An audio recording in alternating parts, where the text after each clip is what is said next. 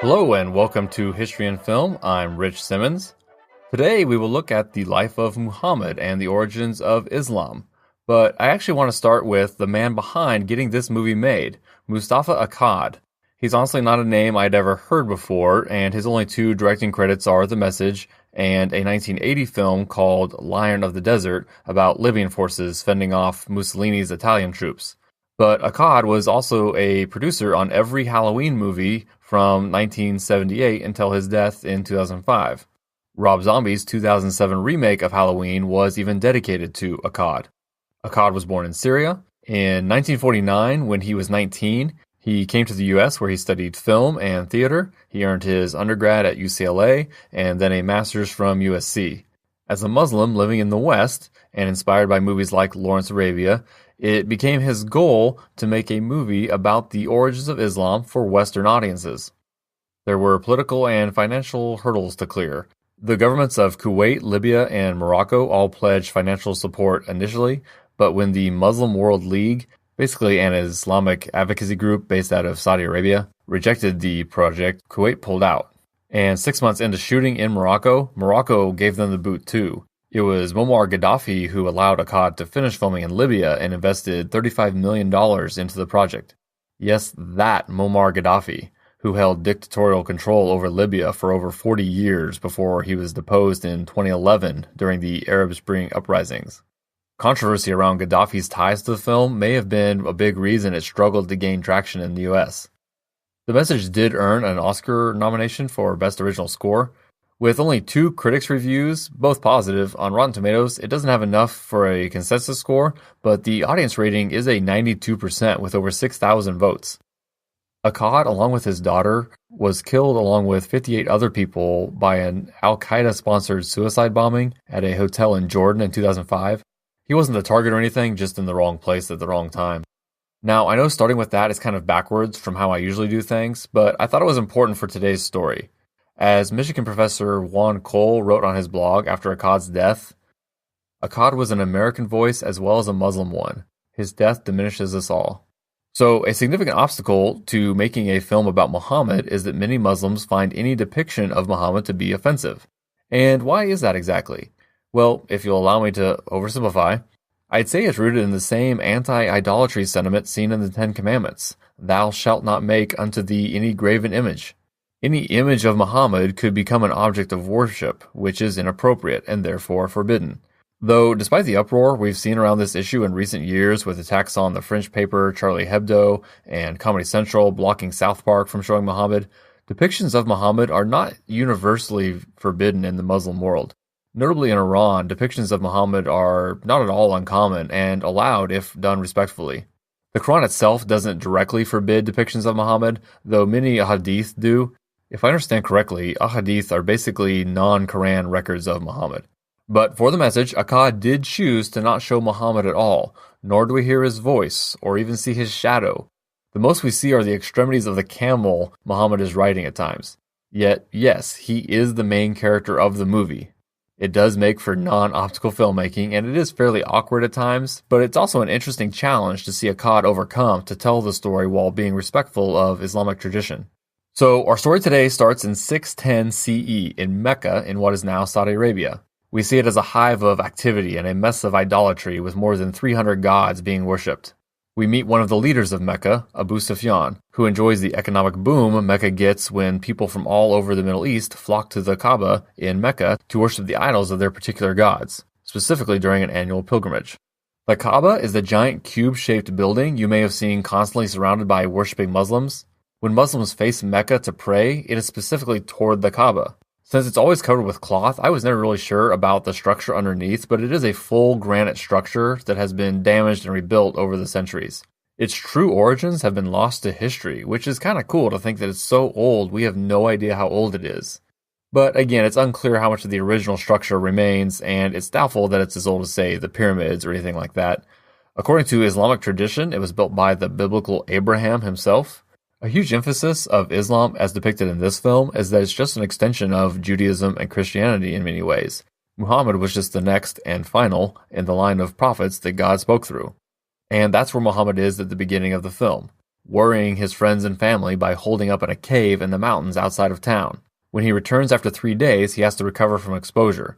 So we hear the story of what happened from his adoptive son, Zaid, who happens to be the only Muslim other than Muhammad mentioned by name in the Quran. Muhammad told Zaid that Archangel Gabriel came to him and told him to read. Muhammad noted that he is illiterate, but Gabriel repeated that his order was from God, as in the one true God of Moses and Jesus. There's a lot of buzz rippling through Mecca now. Is Muhammad crazy, or is this similar to when God talked to Moses through the burning bush? The leaders of Mecca, again headed by Abu Sufyan, are worried Muhammad is going to anger the many gods of the Kaaba, and even go so far as to offer to pay for Muhammad's silence. While we see Muhammad gaining a modest following, the movie at first doesn't really explain exactly what this message is that Muhammad has been receiving. But he's trusted enough in the community that many believe God has been talking to him. We do then get a scroll Muhammad has transcribed from what God told him, as again, Muhammad himself can't read or write. We see a son convincing his reluctant parents of the virtue of what Muhammad preaches, that no man should starve, that the rich should not defraud the poor, that the strong should not oppress the weak, that women should be allowed to choose their husbands and not be forced into marriage. Then there was one that really caught me off guard. God told Muhammad to stop the burial of newborn girls. As I was in shock, the mother in the scene tells her son that the only reason she is alive is because her father had already buried 2 daughters alive and refused to do it again. She goes into heartbreaking detail about an infant older sister who grasped her father's finger while being suffocated by the dirt piled on top of her. Maybe I'm naive, but I guess I didn't realize the extent to which female infanticide was and is a thing. The references I had previously heard of it were in relation to China's policy of 1 child per family. It does appear to have been a practice in pre-Islamic Arabia, the extent of which is impossible to gauge. Burying them alive was a way to kill them without shedding blood. It seems most common in poorer parts of the world with harsh living conditions. Families who felt they couldn't afford the burden of an extra mouth to feed if it wasn't a boy who they believed could prove more valuable to the family in the future would kill newborn girls. It is still an issue in India as well, where families who know they will be unable to provide a suitable dowry may kill an infant girl to avoid the future shame of highlighting their poverty. Nowhere seems to publicly condone it, but it is an underreported crime, and accurate statistics are impossible to come by. But yes, back to our story today. Fortunately, Islam outlawed the practice formally in the Quran, which, while we're discussing it, the Quran is simply the word of God as revealed to his prophet Muhammad over the last 2 decades of his life. His followers who could write recorded and compiled these revelations into the Quran. When asked by skeptics in the film what miracles Muhammad has performed, if we're supposed to consider him as being on par with Moses and Jesus, their answer is that the Quran is Muhammad's miracle. Abu Sufyan and the other leaders of Mecca are now worried about the economic implications of embracing the idea of just one God. The annual pilgrimage brings in thousands of people every year to pay tribute to their god or gods of choice. As they confront one of Muhammad's young followers, Zaid, I believe, about this, it turns into an argument about slaves being equal to their masters. Zaid says all men are equal before God. The elites laugh at this and order their slave to whip Zaid. The slave refuses, even when Zaid insists he follow the order to save his skin. Muhammad's followers later buy the slave to save him while he's being tortured and repeating that there is only one God. Muhammad says, off screen of course, that the time has come to spread the word. His followers take to the streets of Mecca, chanting that there is no God but God, and Muhammad is his messenger. They are met with violent resistance, and the people begin stoning them. They continue marching toward the Kaaba. Muhammad is with them, but always kept off screen. As the non-Muslims prepare to attack them, a new character played by Anthony Quinn shows up to protect Muhammad. Everyone backs down because, well, he's a badass. Many of you may not remember the name, but Quinn is a 2-time Oscar-winning actor with credits on his IMDb page spanning over nearly 70 years in the industry. He was in Lawrence of Arabia and starred in La Strada by Fellini. Here he plays Hamza, one of Muhammad's uncles. And the scene here of him coming to Muhammad's defense at the Kaaba seems roughly accurate. They may have just altered the timeline a little. And for most of the rest of the film, Hamza serves as our visual focus for Muhammad's growing band of Muslims. More and more followers are becoming convinced, with one noting, how can an illiterate man go up to a mountain and come down 3 days later blazing with poetry? We then see the leaders of Mecca torturing and killing some of Muhammad's followers, and these people become the first martyrs of Islam.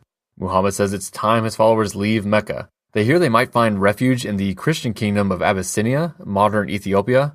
This was also called the Kingdom of Aksum, or the Aksumite Empire.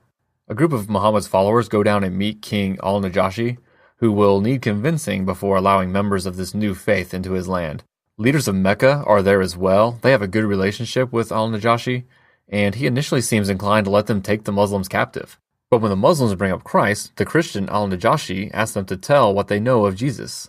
They tell of the virgin birth of Jesus and how he was an apostle of the one true God. This is enough to convince al-Najashi to let them stay. It's worth noting that this kingdom of Aksum did adopt Christianity 300 years earlier, and it was the first state to use the symbol of the cross on its coinage. Back in Mecca, the leaders are growing more and more frustrated. They refuse to renounce all their gods and further take their anger out on the family members of Muhammad's followers who remain in the city. Muhammad's people remain without a home for 3 years. Finally, the city of Medina says if Muhammad will help soothe over some civil disputes there, they will embrace his one God. Again, the movie seems to oversimplify and muddle the timeline, or I'm just confused, but this long trek to Medina is called the Hijra and is the beginning point of the Islamic calendar. This was in the summer of 622 CE, so 12 years after Muhammad first heard from God in the cave. In Medina, the first mosque is built, and I get the feeling they're combining things here too. The first mosque was built in Medina, but it no longer exists. However, a mosque called the Prophet's Mosque that still stands today was also built around this time and is right next to where Muhammad lived, which seems to be what the movie was going for.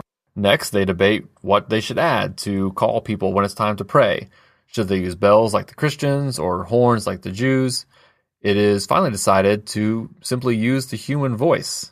The former slave they rescued earlier in the movie stands on their new mosque and gives the first Muslim call to prayer. If you ever hear this call, basically it's just saying, God is great, there is no God but God, Muhammad is a messenger of God, hurry to prayer, hurry to success, God is great. And I like another line they add if it's the morning prayer. Prayer is better than sleep. Meanwhile, Mecca now begins to seize all the property belonging to Muhammad and his followers.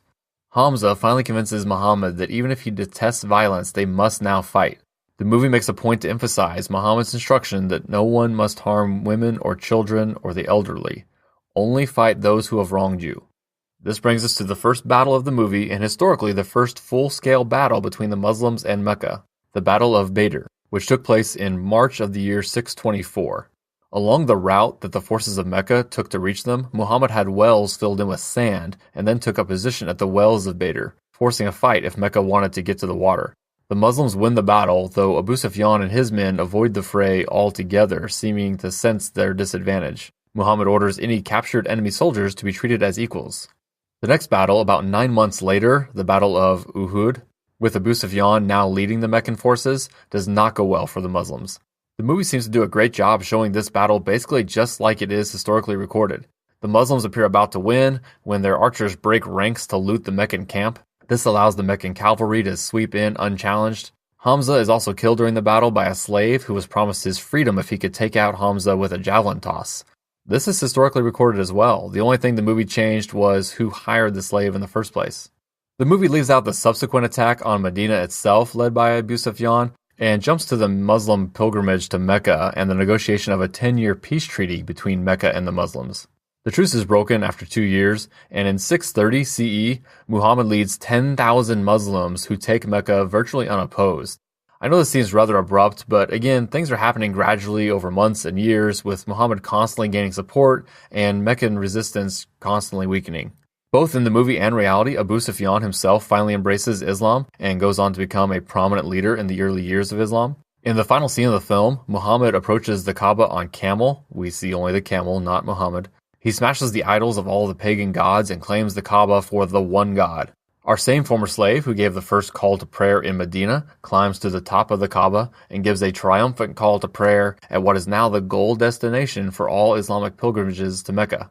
Muhammad died just a couple of years later and is buried at the Prophet's Mosque in Medina. There was an immediate disagreement over who was the rightful heir to Muhammad that ripples to this day with the Sunni and Shia divide in Islam. The vast majority of Muslims are Sunni, but Shia is dominant in certain countries like Iran and Iraq. The entire Arabian Peninsula was united under Islam during Muhammad's lifetime, and the Muslims continued to expand and conquer in the decades after Muhammad's death. By 750 CE, under the Umayyad Caliphate, the Muslims controlled land from Spain and North Africa in the west to northern India in the east. Elsewhere in the world at this time, the nearly 7-century-long series of conflicts between Rome and Persia finally come to an end just 4 years before the death of Muhammad under Emperor Heraclius of the Eastern Roman or Byzantine Empire. We actually see Heraclius briefly in today's movie when a messenger from Muhammad invites him to embrace their new faith. A few other notes on Islam and the film itself. The 5 pillars of Islam you may have heard of before are 1. Knowing and believing that there is one God. 2. Praying 5 times a day, which serves as a constant reminder that no matter how busy your life is, God comes first. 3. Giving what you can to charity. 4. Fasting from dawn to dusk during the month of Ramadan. And 5. A pilgrimage to Mecca at least once in your life, provided you are physically and financially able to make such a trip. The movie The Message probably has too many non-Arab actors in principal roles, a lot of Americans and Brits. Anthony Quinn was Mexican and part Irish. Though I guess Mustafa Akkad filmed 2 versions at the same time, so there does exist another Arabic version of the film with different actors. There are nearly 2 billion Muslims worldwide today, and now is not the time to get into any modern debates over the role of Islam in the world. I would like to paraphrase something I remember political pundit Andrew Savage saying on Real Time with Bill Maher a few years back: "Don't presume to describe someone else's faith." I know I've just been describing the origins of a faith that I have no first-hand knowledge of, but I would never presume to speak on what that faith means to individual Muslims. With that, I think we're ready to move on. Next week, we're back in China during the Tang Dynasty, which began at the same time that Muhammad was spreading his message. It'll be another change of pace with the 2010 film Detective D and the Mystery of the Phantom Flame, a somewhat supernatural mystery leading up to the crowning of Empress Wu, the first and only ruling empress of China.